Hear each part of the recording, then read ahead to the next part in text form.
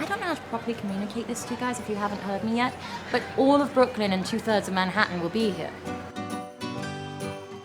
Bushwick is a neighborhood that's really cool, but still a little industrial. So if you're naive like Shoshana, you think you're gonna get raped and murdered. If you're Jessa, you feel as at home as ever. Promise me we'll stick together in there, okay? I myself have felt trapped in nightmarish Brooklyn warehouse parties that seemed like they would never end, and I was really into the idea of the girls going and sort of their terror at being like a real party for young people.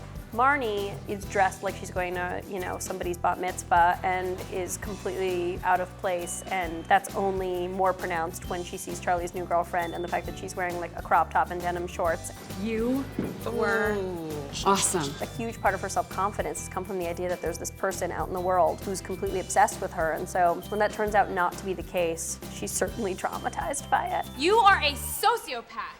We were really excited by the idea that Jessa would wear something a little costumey to the party. She loves anything that feels Victorian, but also futuristic, and also kind of luxurious, but also like she could have hunted something in the woods. So does everyone in the Age of Innocence fan club get one of these, or just the gold members? Hi.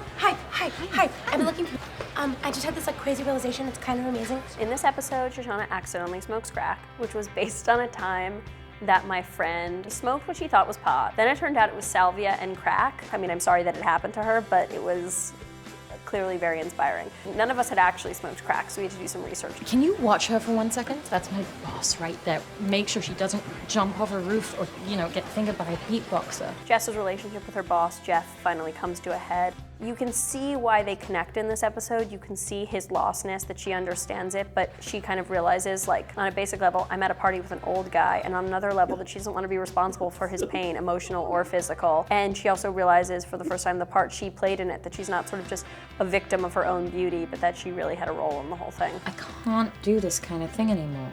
You're a tease.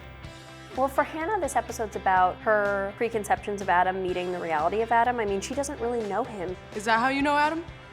How? Through AA.